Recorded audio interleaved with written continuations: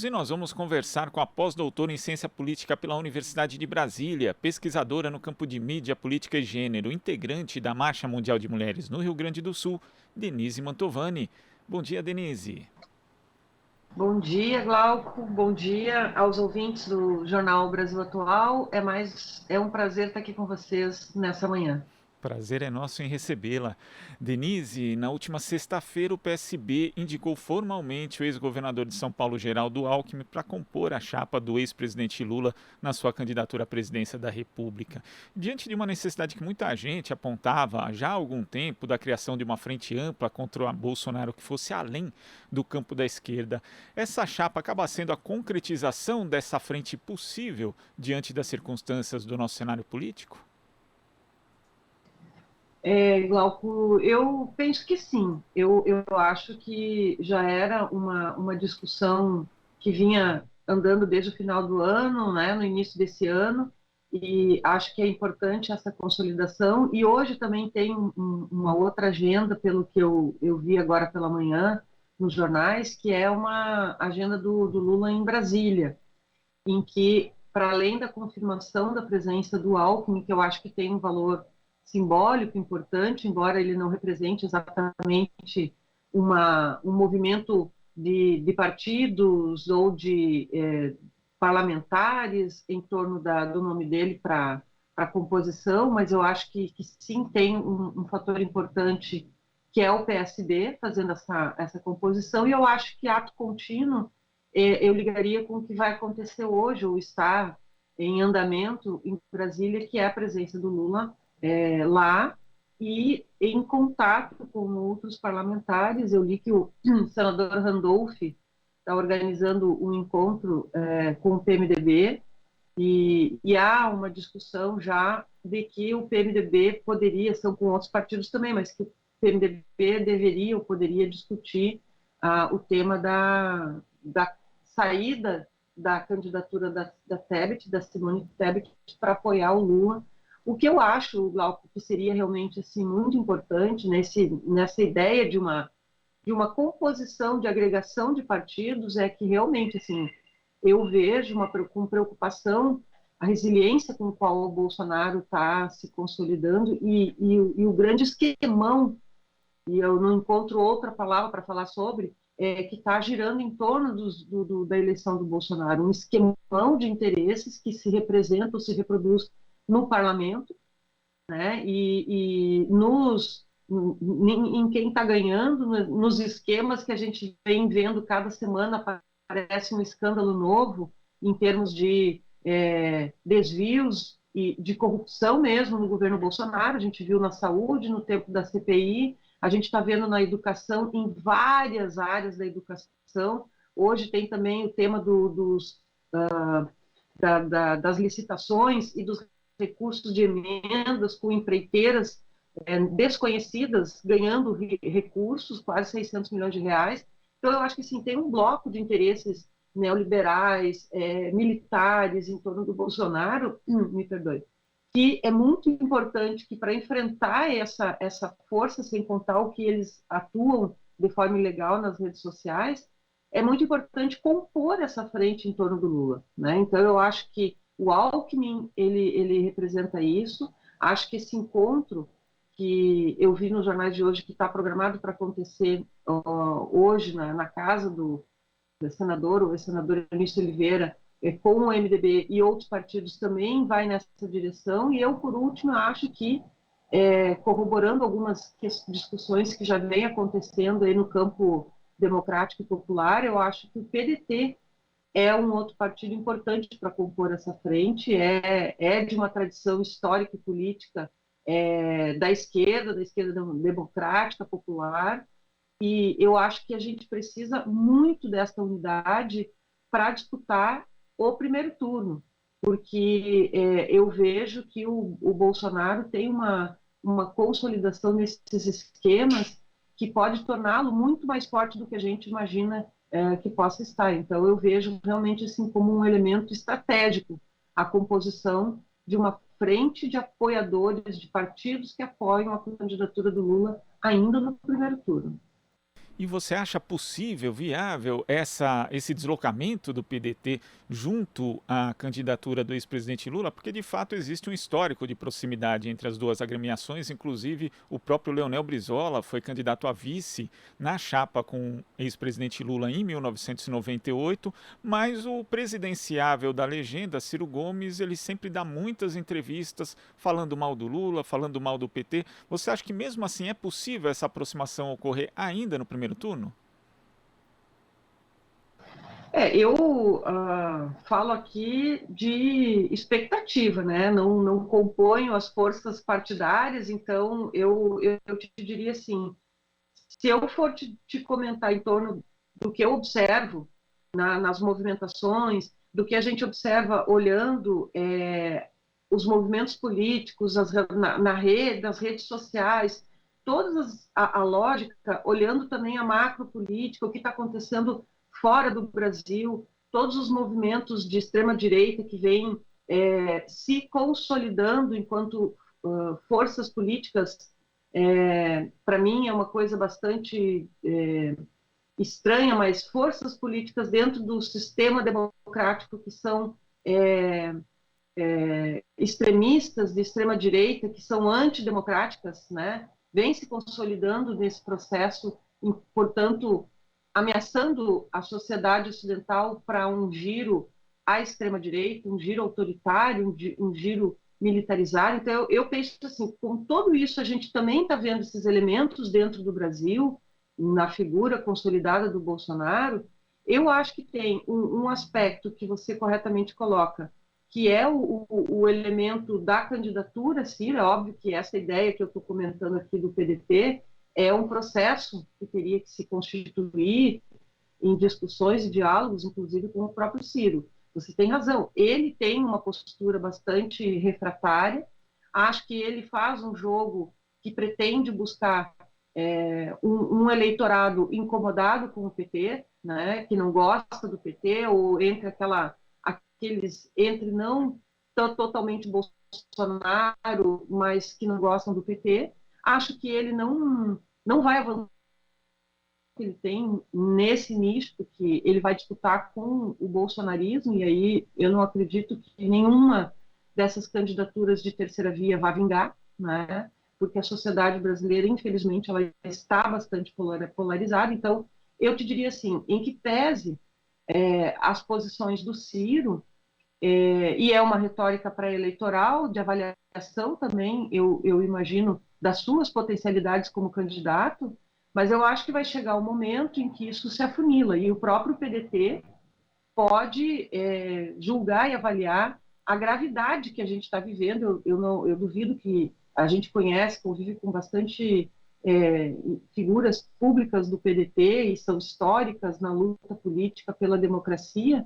Então, eu não creio que esses dirigentes e que essas figuras públicas do partido não estejam percebendo que a gente está realmente numa situação limite em termos da frágil democracia que nós temos no Brasil. Então, eu aposto nisso. Eu aposto em que essa construção, em que pese as diferenças, não se está pretendendo aqui que todo mundo vire uma coisa homogênea, mas que essas diferenças elas possam ser incorporadas respeitosamente a partir de uma unidade que todas essas forças políticas do campo democrático vejam como relevante. Na minha opinião, o aspecto central eu acredito que é muito importante uma vitória no primeiro turno do Lula, porque nós enfrentaremos um candidato, do ponto de vista da extrema-direita, que é o Bolsonaro, que não respeita as regras, não respeita as leis, não respeita o sistema democrático como um todo, e ele vai tentar embolar, ele vai tentar, caso não seja vitorioso, ele vai tentar impedir, né, a posse e o sistema todo funcionando. Então, eu acho que nesse caso seria muito bom se, além do PSB, do MDB, o PDT também estivesse já para uma vitória no primeiro turno com bastante consistência, para que a gente tivesse condições de, socialmente, a sociedade civil, as instituições políticas, as instituições democráticas pudessem ter todas num movimento em defesa da própria sociedade, da própria democracia. Eu acho que seria, num segundo turno, um momento de bastante risco para esse campo democrático. E falando dos riscos para a democracia, Denise, você citou essa viagem do ex-presidente Lula a Brasília, que ele vai fazer uma pequena maratona, né, de 3 dias ali de encontros com políticos de diversos partidos. Esse tipo de aproximação, ele ganha uma importância ainda maior quando a gente tem a situação que temos hoje com a Câmara dos Deputados, no caso, operando pela lógica das emendas do relator, do orçamento secreto, com um poder concentrado nas mãos de Arthur Lira e do seu grupo, que obviamente não vão querer a eleição do ex-presidente Lula, porque ele já falou que vai trabalhar para que acabem as emendas de relator, que elas são inclusive uma ferramenta bastante obscura e nada transparente, e acaba entregando ali a chave do cofre praticamente para a presidência da Câmara. Você acha que nesse sentido, então, diante desse cenário, se torna ainda mais crucial essa aproximação com parlamentares de outros partidos? Sim, Glauco, foi bem importante a tua colocação. Eu até essa semana escrevi um artigo em que eu estava fazendo um levantamento com a janela partidária, para você ter uma ideia, e nossos ouvintes também. Os 10 maiores partidos do parlamento são o PL, em primeiro lugar, né, com 73 deputados, o PT, que é o segundo, com 56, 57, depois tem o PP, União Brasil, PSD, republicanos. Então, você veja, assim, a maioria do Congresso é uma maioria fisiológica, né? É uma maioria que está articulada em torno desse absurdo que se produziu nessa legislatura, em que nós temos um controle do orçamento, além das emendas de relator, que você corretamente lembrou, que é um dispositivo, um mecanismo oculto, a gente não sabe quem está liberando, para onde está liberando. A gente tem as emendas dos parlamentares, as emendas e bancadas, a gente tem praticamente 35 bilhões à disposição de emendas, né?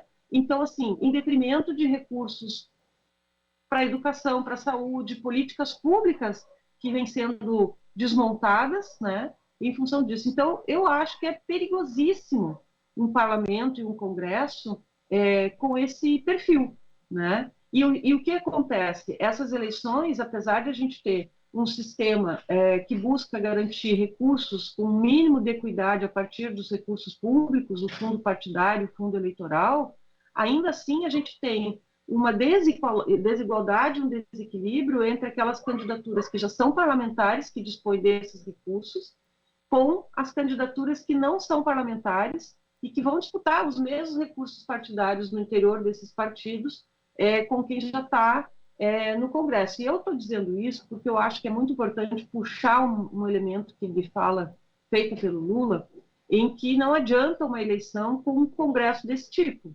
né? Então, mais ainda importante é que a gente consiga unificar nesses dois campos que vai polarizar, porque a gente está vivendo, como eu disse, uma sociedade que está polarizada, e a gente agregue o maior número de pessoas em torno desse campo democrático popular, inclusive fortalecendo campanhas e candidaturas de parlamentares comprometidos com essa interrupção, eu diria, da bandalheira que está dentro do Congresso. Então, a gente tem uma maioria que advoga para si. Na ciência política, a gente tem a definição da oligarquia, né? Me parece que, assim, aquele governo que governa para poucos e para os seus, né? O que nós vemos no Congresso hoje é uma expressão dessas oligarquias dirigindo e determinando, em acordo com o Bolsonaro, desde que fez esse acordo para não sofrer os impeachments e as denúncias que vinham até o ano passado, e sobretudo a partir do dia 7 de setembro, ali, quando ele tentou patrocinar aquele golpe, ele vem montando uma aliança em que ele está articulado com esta oligarquia que controla o Congresso e define as leis e as regras, orçamento, política pública. Então, assim, eu considero que essa aliança mais ampla em torno da candidatura do Lula, eu falo mais amplo porque eu não estou dizendo que sejam a frente ampla como a gente está definindo para essa eleição, mas uma agregação de apoios de partidos em torno dessa candidatura, que também se reverta em candidaturas mais plurais e diversas no Congresso, né? Não posso deixar aqui de falar da necessidade e da importância de a gente alterar, inclusive, o episódio que foi nesse final de semana motivo de bastante debate, que é a foto da consolidação da chapa Lula-Alckmin, ou da pré-candidatura, né, só formada por homens brancos, somente a Gleice e a companheira do Lula como mulheres, nenhuma pessoa negra. Então, isso representa uma síntese da nossa política sendo exercida e precisando ser transformada por uma política mais plural na agenda, mais plural na representação, mais diversa, para que a gente consiga ter lá dentro interesses que são efetivamente populares, e não os interesses que hoje estão dominando o Congresso, e que, por essa razão, o Centrão é esse meio que faz esse arranjo. A gente precisa ter uma composição de centro-esquerda, democrática e popular, considerando, inclusive, esses elementos fisiológicos que estão incrustados no sistema político brasileiro, né? Oligárquicos, e com os quais a gente precisa também se distanciar, né? A gente, no sentido de uma perspectiva mais plural, democrática, desse campo de centro-esquerda, né? Então, acho que nesse sentido, essa composição também deve incentivar a pluralidade dessas representações políticas no Congresso, para que a gente consiga, pelo menos, estancar a sangria que sai daquele Congresso também, em torno dos recursos públicos.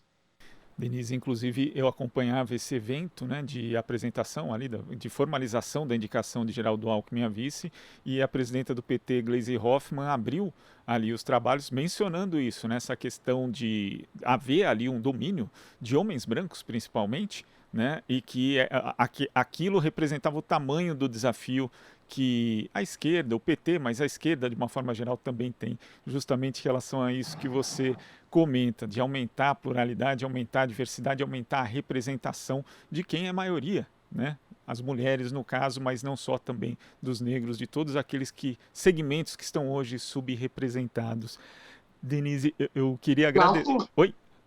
Se você me permite Sim. Um complemento nesse aspecto que você está colocando, eu acho que é desafiador para os partidos da esquerda, do campo democrático popular também, olhar para essa questão que você está colocando, que muito bem lembrou que a Gleice fez o registro na abertura do evento, porque a gente precisa olhar para a distribuição equânime dos recursos do fundo partidário e do fundo eleitoral, sobretudo. Por quê? Se essas candidaturas novas de mulheres negras, de mulheres e homens negros, LGBTQIA+, que estão avançando, elas precisam que os partidos e a sua institucionalidade abra esse espaço, e esse espaço se refere também a uma distribuição equânime dos recursos públicos que vêm para essas eleições, porque são candidaturas que vão renovar o ambiente da política, rompendo, inclusive, com velhas estruturas, inclusive dentro do campo da esquerda. Então, eu acho que é muito importante o registro que você faz,